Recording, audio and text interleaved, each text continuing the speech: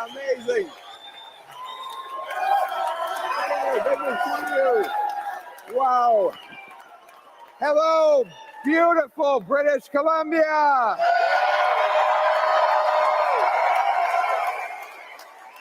Who's ready to axe some taxes? Who's ready for homes you can actually afford? Who's ready to stop the crime? Who's ready to bring our jobs back home? And who's ready to put Canada first for a change? Wow. Look at this crowd. Incredible. I'm told there are as many as 5,000 people here today.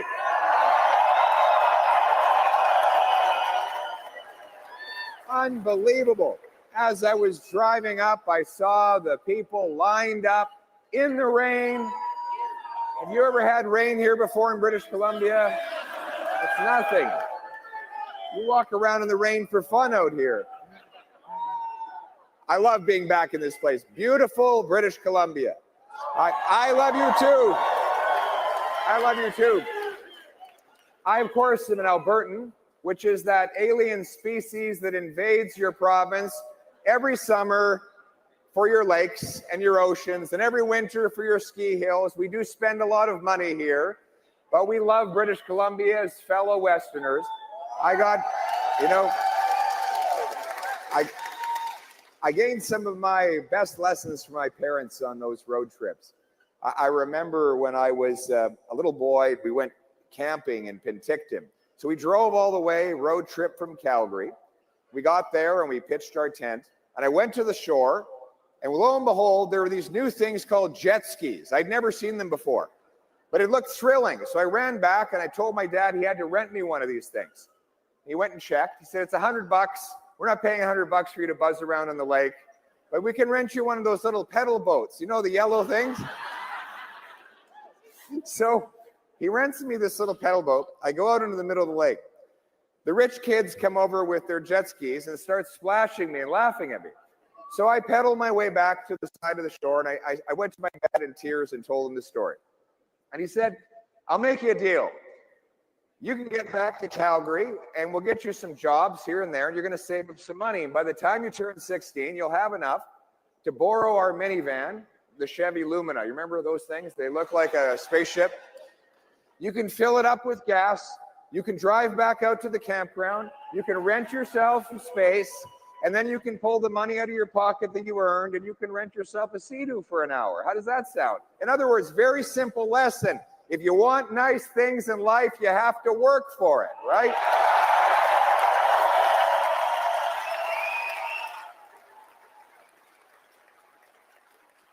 And sure enough, I did, and it worked. And that was the Canadian promise, that anyone from anywhere could achieve anything. If they worked hard, they could have a beautiful home on a safe street, protected by brave troops under a proud Canadian flag. That's why people come here. Look at Surrey, one of the most welcoming places in the world, a place where pioneers settled, and over the years, waves and waves of immigrants came here. Obviously, throughout British Columbia, we had the incredible Sikh loggers who came over to harvest the forest and then brought many of their family members to build incredible businesses in places like Surrey. And over the years, people found this to be an incredible land of opportunity where they could do anything they wanted. But that Canadian promise, after the lost Liberal decade, is broken.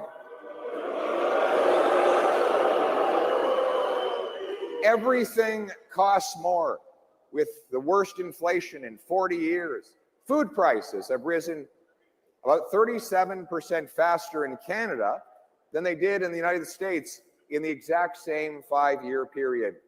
Housing costs have more than doubled.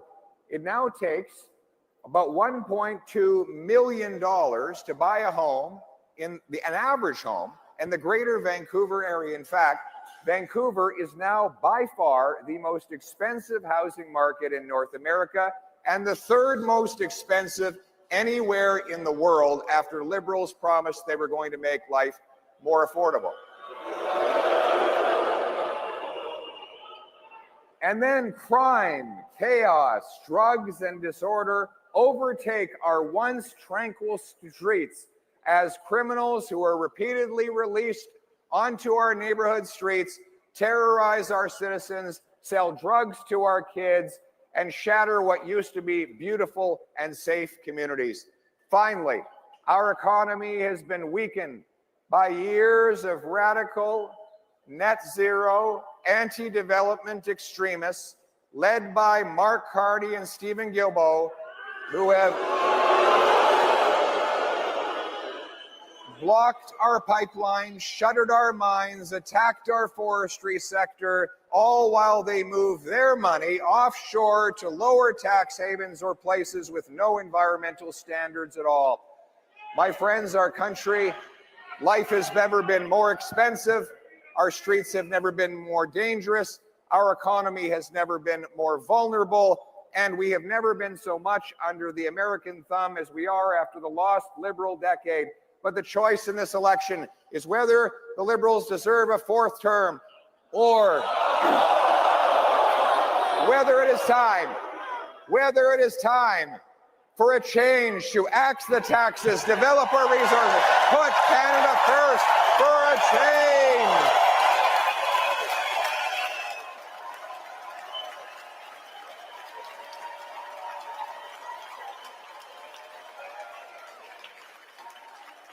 Le choix après la décennie perdue des libéraux, le choix, c'est est-ce qu'on veut donner aux libéraux un quatrième mandat pour augmenter les taxes, gonfler le prix de logement et affaiblir notre économie face aux Américains, ou est-ce que c'est le temps de mettre le Canada d'abord pour faire changement et pour reprendre le contrôle de notre avenir? C'est ça notre approche. Now, the Liberals are trying to pull a fast one on us. They want to make us forget about the last 10 years, all the damage that they've done and the weakness that they've created, by replacing Justin Trudeau with his economic advisor and hand-picked successor, Mark Carney. This, despite it is the same Liberal ministers, the same Liberal MPs, same Liberal strategists, same Liberal promises they've been breaking for the last 10 years. The only difference is that Mr. Carney is a more weak, out of touch, and conflicted leader than even Justin Trudeau. He has only done two things in Canada. He's been out of Canada for most of his adult life. Up until recently, he had 3 passports. But since coming back, he's done only 2 things. He's been the economic advisor to Justin Trudeau, helping him cause the economic damage, and he's moved his headquarters out of Canada to the US while moving billions of dollars of investment from Canada to tax havens where he doesn't have to pay his fair share. But my friends, the good news is Canada was not like this before the lost Liberal decade, and it won't be like this after they're gone.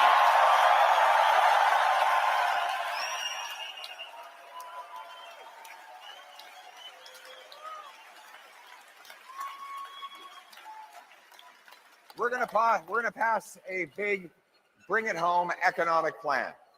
And it starts with cutting the taxes of the workers, the investors, the businesses, the farmers, the people who build our country.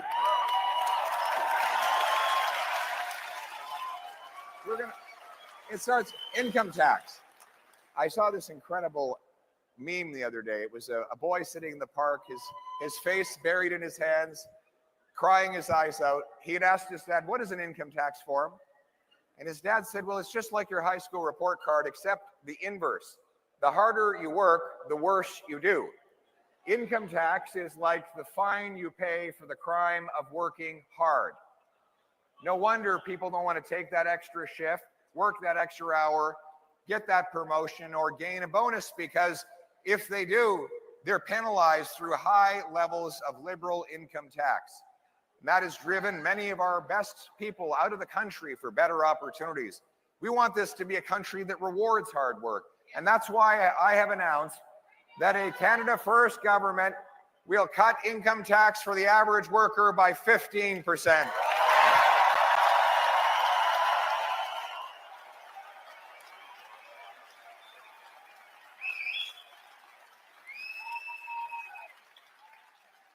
But we also have to bring home our investment. While greedy corporate insiders are able to move their money offshore and get rewarded for it with lower taxes, here in Canada, you're punished with high taxes on investment. It should be exactly the opposite. We need more investment in Canada. In fact, we in Canada only get about $15,000 of investment for every worker in the country. In the States, it's $28,000. We only get 65% per capita investment compared to the rest of the developed world. That means that our workers, though they are the best in the world, don't get the tools to produce more and therefore bring more home. We need to bring our investment back to Canada. We also need to reverse the $500 billion of investment that is left for the United States over the lost Liberal decade. As one of the steps towards doing that, I announced today that my government will bring in the Canada First TFSA top-up. Now,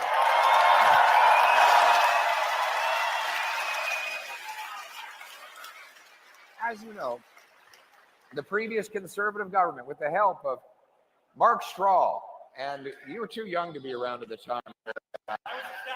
Yes, you were a staffer. Who else was there? Who was there? You were there, Carrie Lynn? That early? My goodness. Carrie Lynn Finley was there. We brought in the tax-free savings accounts, allowing you to save and grow your nest egg tax-free.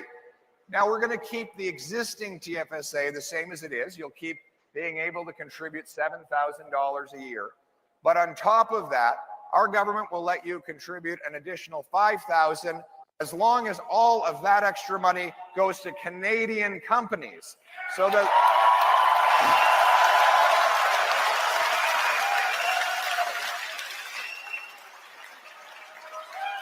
this will, I love it, absolutely. Bring it home, bring it home, bring it home, bring it home, bring it home, bring it home. That's right.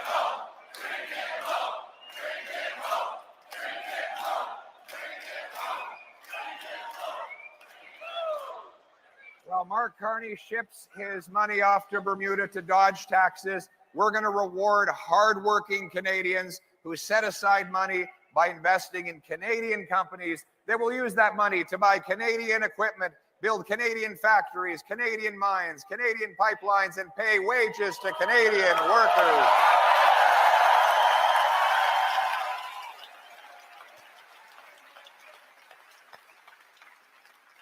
And then we're going to axe the carbon tax.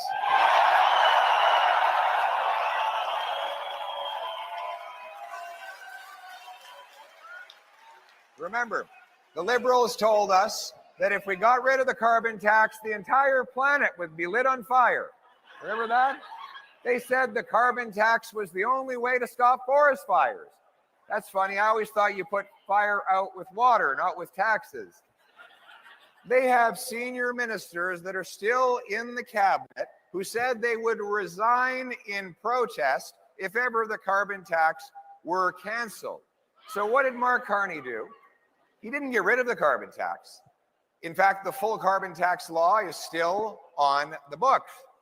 Instead, in a few days, he's going to make it disappear from the pumps for the 30 days leading up to the election, so that Canadians will forget that there is a carbon tax until they go and vote. If, God forbid, they get back in, Carney will bring in a bigger, meaner, heavier carbon tax than ever before with no rebate. But not only that, he has said that he wants a fatter industrial carbon tax on our steel mills, our lumber mills, our cement, and our fertilizer. All of that will be passed on. Higher steel prices will drive up the cost of cars and make us more dependent on the Americans who won't have to pay the tax because they have none south of the border. Imagine the one thing that Carney and Trump agree on is that they both want to tax Canadian industry. Trump wants to hit us with tariffs, Carney with a carbon tax. The good news is it's not going to happen because as Prime Minister, I will axe the tax for everyone, for everybody, for real, for good, for a change.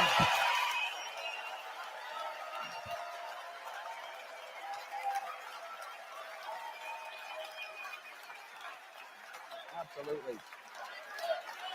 Axe the tax, axe the tax, axe the tax, axe the tax, axe the tax, axe the tax, axe the tax. Axe the tax. Wow. I think everybody wants to axe the tax. And then we're going to axe the inflation tax.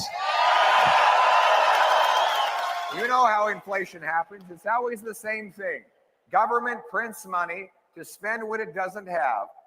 That money goes out into the marketplace and bids up the cost of goods. It doesn't make us richer to have more cash if there's not more stuff to buy with that cash. If you have an economy with 10 apples and $10, it's $1 an apple. Now, if you double the number of dollars to 20, well, you still have only 10 apples. It's not that you're twice as rich. It's just that each apple now costs twice as much. That's inflation. As the advisor to Justin Trudeau, Mark Carney pushed more money printing. He said we'd have deflation if we didn't print money. God forbid prices go down, right? And so what happened? Our money supply went up from 1.8 trillion to 2.5 trillion, growing our money by 40%, while the real economy grew by only 4%. In other words, the money grew 10 times faster than the stuff that money buys. And that inflated the price of everything. Now we have 2 million more people lined up at food banks. We have 25% of our population in poverty. We are going to stop the money printing, which is actually the symptom. The real disease is overspending. We have to stop spending so much money on wasteful things in Ottawa.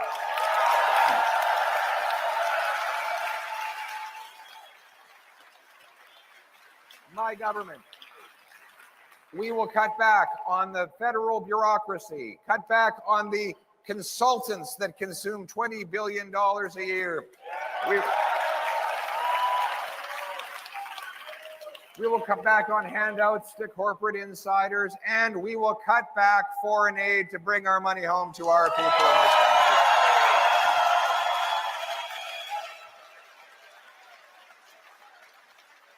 country. In so doing, we will pass a dollar-for-dollar law that requires we find equal amount of saving for every extra spending we do. We'll run our finances the way you run your household, by making trade-offs and getting bargains and getting better value for money. So politicians can't just pass the bill on in more inflation, debt, and taxes. They have to actually go into their departments, dig out the waste, get better value for money, and lower the cost of government so that we don't destroy the value of the money that you earn every single day.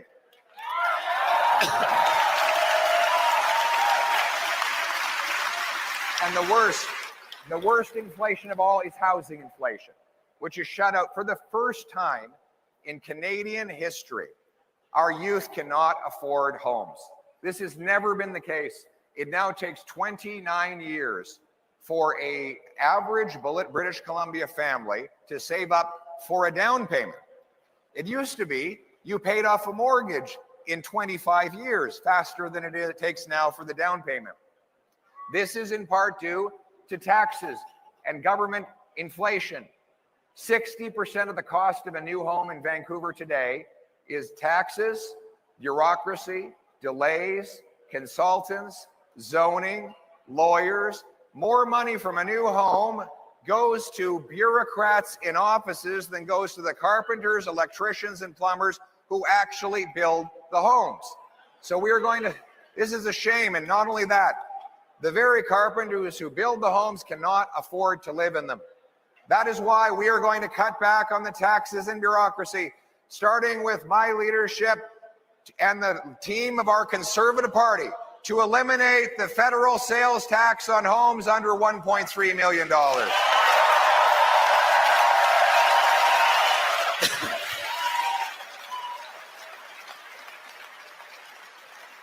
This will save a home buyer as much as $65,000 on a purchase, or $3,000 a year in mortgage payments. Furthermore, we will incentivize municipalities through federal infrastructure money to speed up permits, free up land, and cut development charges to build 15% more homes per year. And finally, we will sell off 6,000 federal buildings and thousands of acres of federal land to build, build, build, build, build.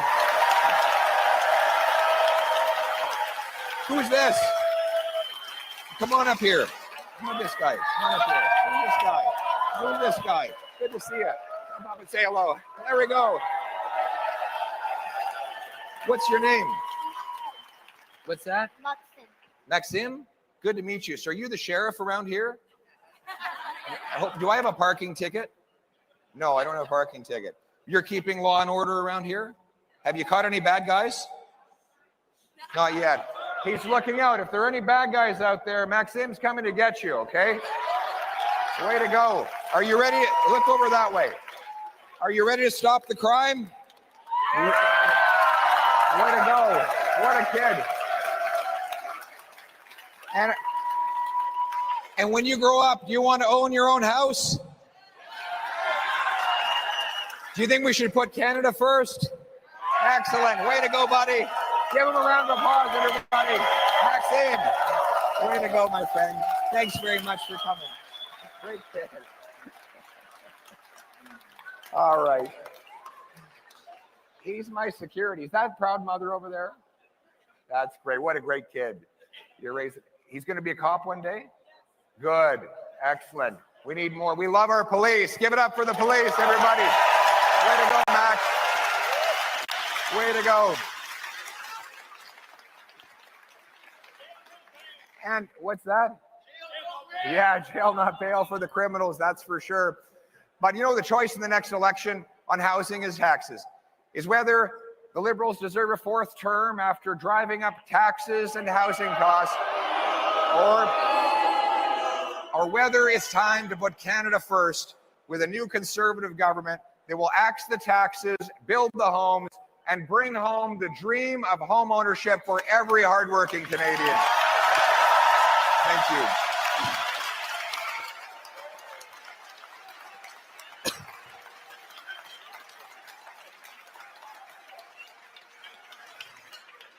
And we're going to bring home our jobs. We're going to bring home our jobs from around the world. And that starts by repealing the anti-energy and resource laws in order to make it at home. We will repeal the No New Pipelines Liberal Law C-69.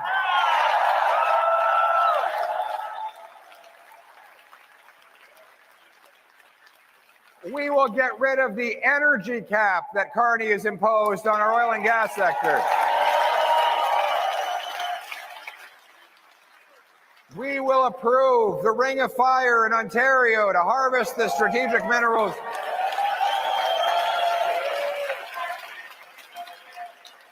We will give rapid approval through something called shovel-ready zones, where we'll go out, we'll draw a circle around different land masses that are perfect for mines, pipelines, power stations, or other things.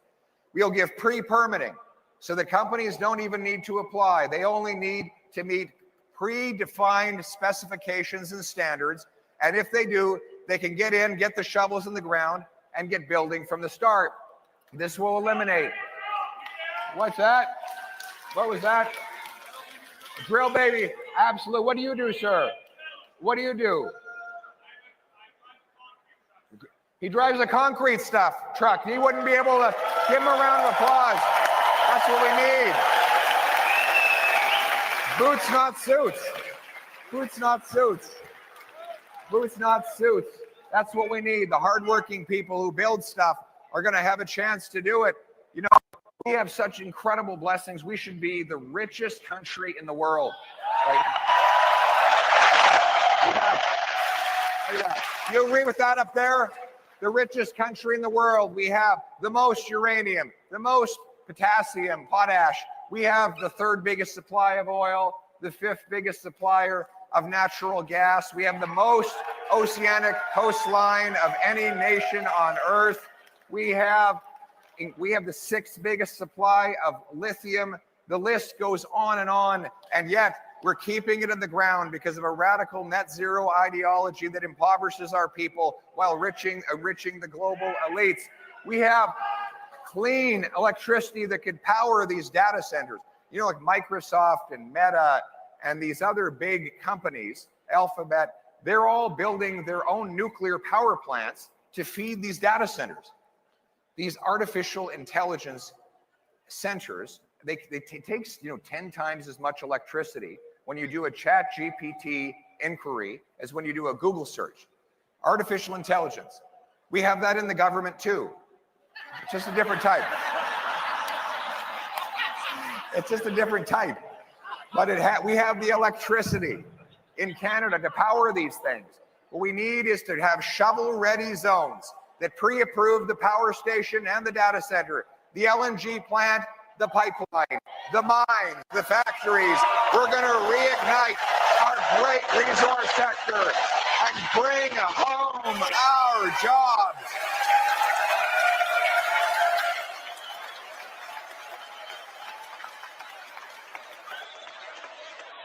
Bring it home.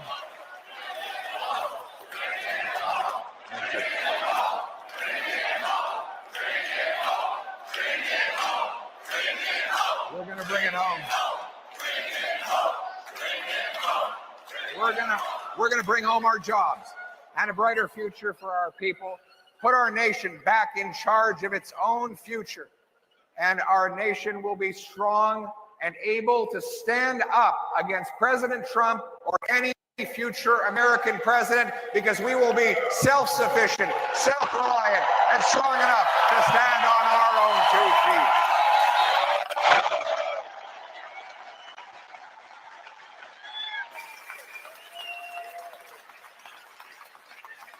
Obviously, the choice in the election will be whether we reward the Liberals with a 4th term after they weakened our country and blocked our resources, or whether it's time to put Canada first with a conservative government that will unlock our resources and bring home our jobs. But it will take boots and not suits if we're going to do it.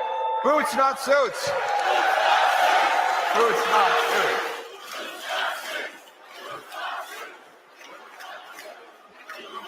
Do we have any tradespeople here today? Yes, the trades. God bless the trades. I tell every young person the key to success is to go into a trade. I visited 600 different events last year. Almost all of them were medium-sized businesses. And everywhere I go now, these businesses, they're not run by lawyers. No offense, but Carrie Lynn is a great lawyer. I'm very afraid to upset Carrie Lynn. She's my whip. She's a deadly woman, but she keeps me in line. And what have you got there? It looks like you've got a stick or something. Don't hit me with that, Carrie Lynn. Oh, you've got a great flag. That's excellent. Excellent. There we go. Carrie Lynn Finley. Give it up for Carrie Lynn.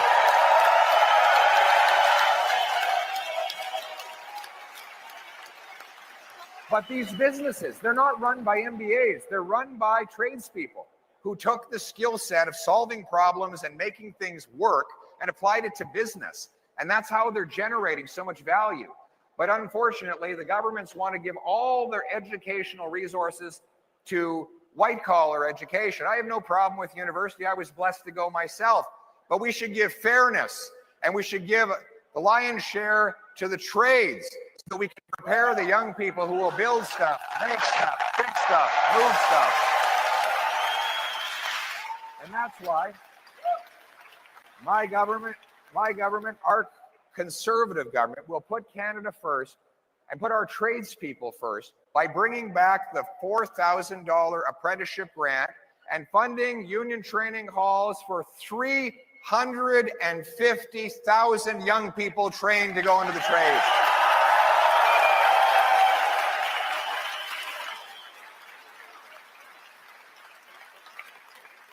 And we want them to bring their paychecks home to safe neighborhoods, so we will stop the crime. The good news is, is there any crime in British Columbia at all? Yeah.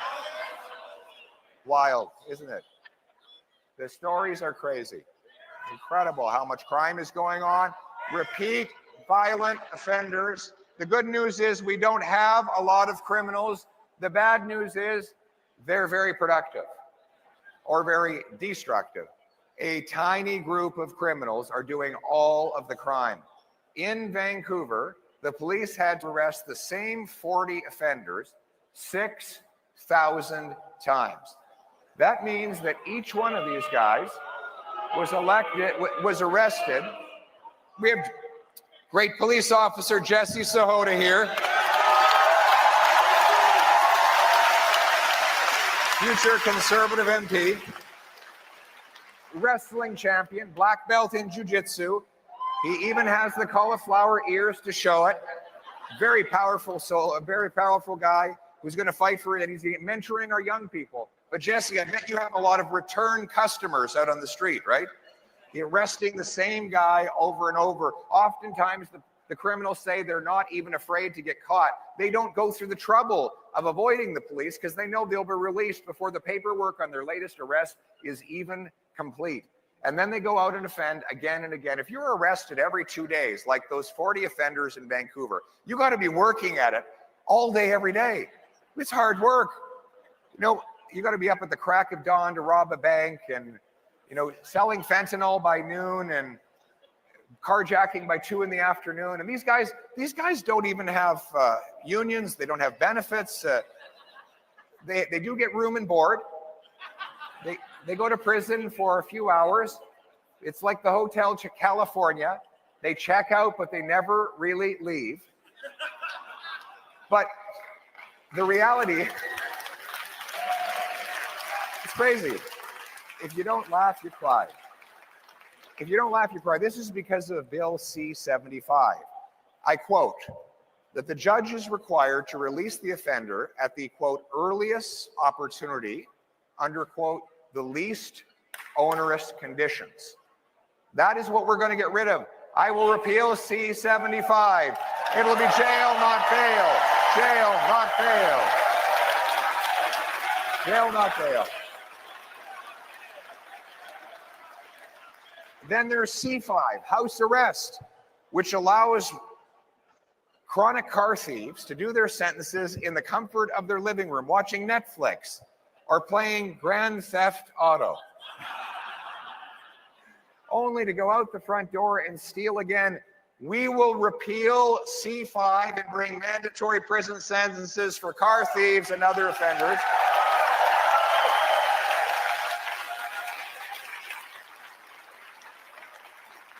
And we will secure our borders. We know that our weak borders, with 99% of shipping containers going uninspected, and the ability of criminals to walk straight across into our country, is the responsible for almost all of the gun crime we have and the drugs that are coming into our country. And that's why we're going to hire 2,000 more CBSA officers on the front lines by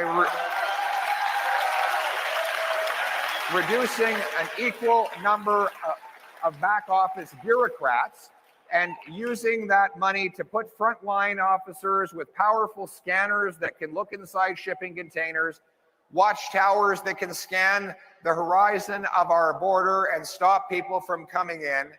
And we will pay for it by canceling the multi-billion-dollar gun grab that targets law-abiding, lawful, trained and tested firearms owners.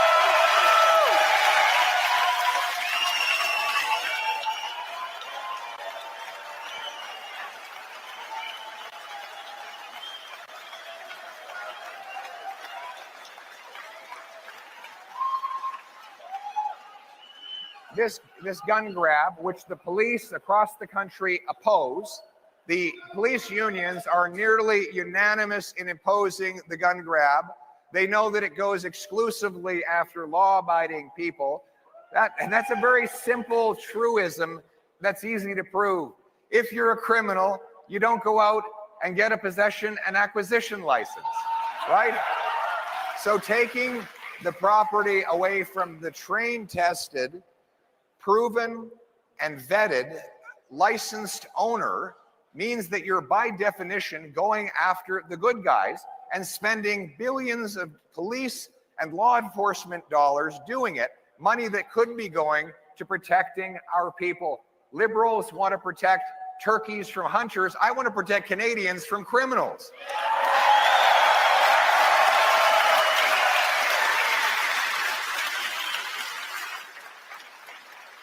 And then there's the drugs. The drugs. Nowhere has been more ravaged by the fentanyl drug crisis than here in British Columbia. It is a heartbreaking reality that we have lost 50,000 of our friends, neighbors, brothers, and sisters to this mass murderer we call opioids. We know that the crisis started when corrupt pharmaceutical companies targeted hospitals and pharmacies with the lie that opioids were safe and non-lethal and non-addictive. And they made massive sums, even though later on email correspondence proved that they knew they were lying. They even paid bonuses for the number of people that they caused to overdose. The American government has even sued those companies and recovered $54 billion south of the border. Yet here on this side of the border, the radical liberal government not only fails to go after the drug companies and the mass criminals who perpetuate the crisis, they use your tax dollars to fund the distribution of dangerous, high-powered opioids, more powerful than heroin. Opioids that get resold to our children, and then the profits of which are used to buy even more dangerous fentanyl. They decriminalize crack, heroin, cocaine, and other hard drugs here in British Columbia. And they do nothing to stop China from sending the ingredients that are ultimately used to make this deadly poison. We also know that Mark Carney secured a $250 million loan for his company from the Chinese government. He will never stand up to Beijing when it comes to drugs. And he should be ashamed of himself for saying that the fentanyl problem was not a crisis. He should tell that to the 50,000 people who've lost their lives. We know we have some loved ones there. Sorry.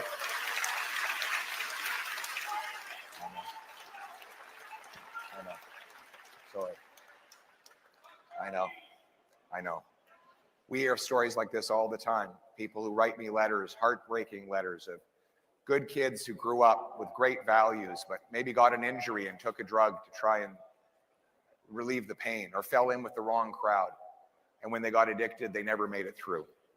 But the good news is we can do something about it. We're going to ban the drugs. We're going to stop giving out tax-funded opioids. We're going to put the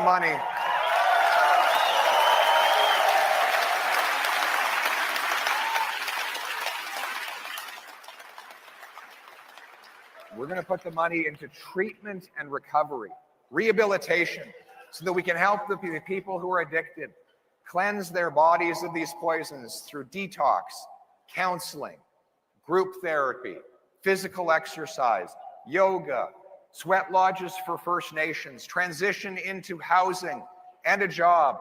The message that I have for anyone out there that might be suffering with addiction: have hope, hang on, hope is on the way.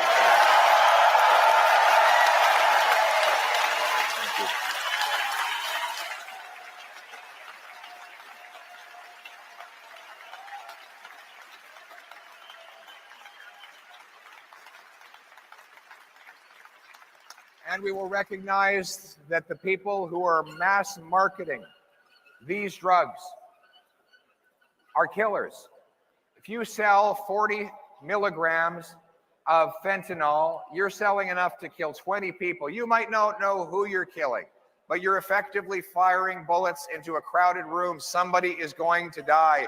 And that is why we will treat mass fentanyl producers and traffickers like murderers and mandate life sentences for every single one of them.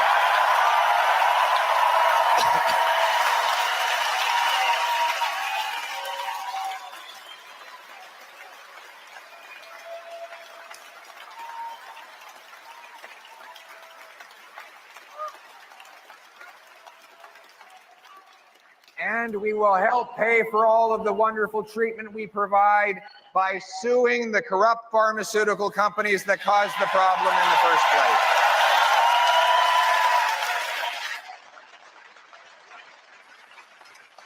Speaking of big pharma, we will repeal the liberal law that seeks to tax and block you from using natural health products. You should have the freedom to decide what you put in your body.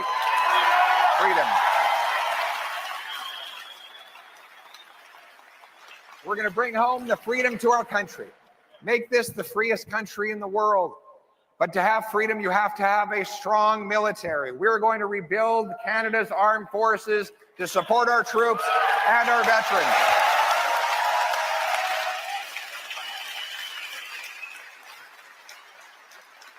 That includes recruiting the soldiers to fill all of our allotment, expanding our numbers in both the regular forces and the reserves.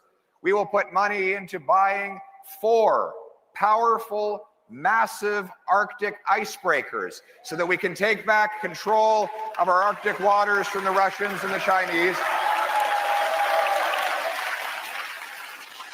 We'll go ahead with the purchase of submarines, fighter jets, and Poseidon aircraft that are able to surveil and interrupt foreign submarines that enter into our waters. We will double the size of the first patrol of the Great Canadian Rangers, and we will build the first post-Cold War Arctic base in Canada, CFB Iqaluit.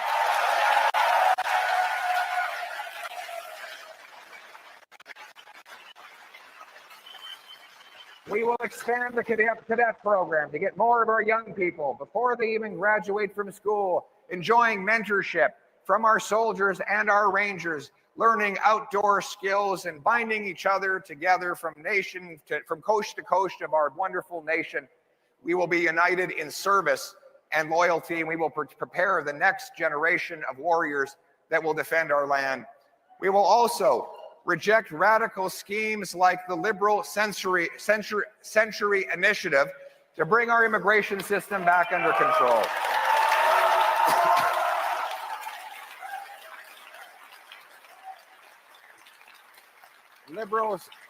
Liberals want to cripple our population to 100 million people in a very short period of time. These radical initiatives have undermined what was the best immigration system in the world. We have brilliant immigrants, and before the Liberals, we had the best immigration system. We want to welcome people who can get jobs and homes and who are able to contribute in numbers that our country is able to absorb. And so we will ensure that population never grows faster than the housing stock, than the number of jobs, and the availability of healthcare.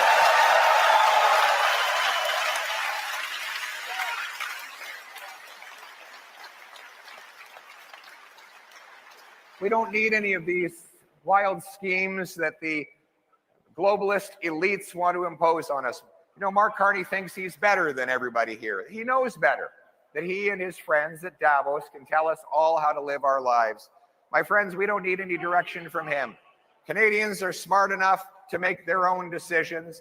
We will reject all of his elitist schemes. There will be no one in my cabinet allowed anywhere near the World Economic Forum.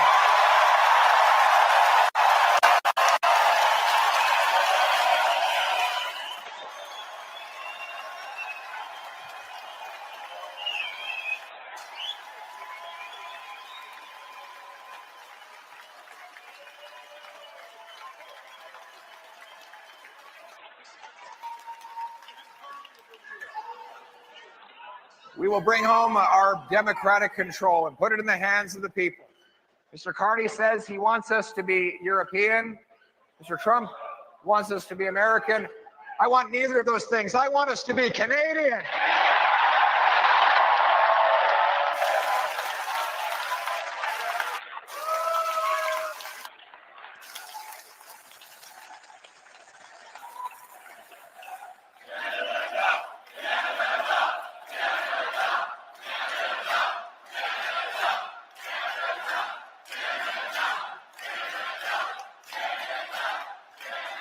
Absolutely. And to be a truly proud nation, we have to honor the history of those who came before us. No more knocking down statues, no more taking down our flag. No more erasing our heroes. When you open the passport a year after a Conservative government, you're going to see Terry Fox, our veterans, the famous five, and countless other heroes. We know that if we are able to see over the mountain, it's because we stand on the shoulders of giants who came before us and passed on to us a wonderful country and a beautiful blessing. Not a perfect country with a perfect past, but a group of people who built an incredible land for which we should actually be grateful. We should be grateful for everything we have in this country. We're going to be a self-reliant, strong nation which trades with itself, which harvests its resources, protects its vulnerable, secures its borders, honors its history, rearms its military, raises its flag, and puts its country and its people before everything else.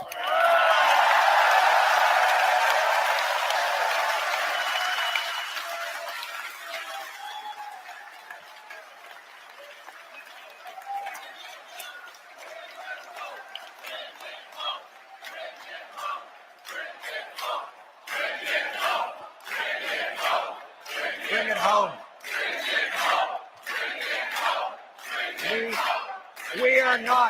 We are not a nation of tax collectors and toll masters, of bureaucrats and busybodies, of gatekeepers and grandees, of rulers and rule makers. No, we are a nation of explorers and entrepreneurs, of artists and adventurers, of workers and warriors, of pioneers and patriots.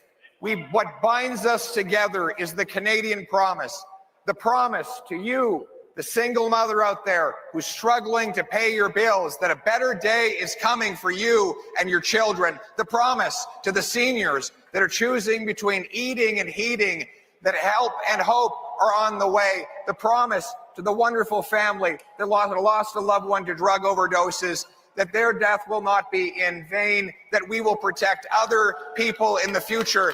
That is the Canadian promise. That is the hope we're going to be bringing home for all Canadians. The Canadian promise that hard work gets you a great life in a beautiful home on a safe street under a proud flag protected by brilliant soldiers. To uphold that flag and its promise, we must work together, fight together, and win together for our people, for our land, for our home, for Canada first, for a change. Let's bring it home. Thank you.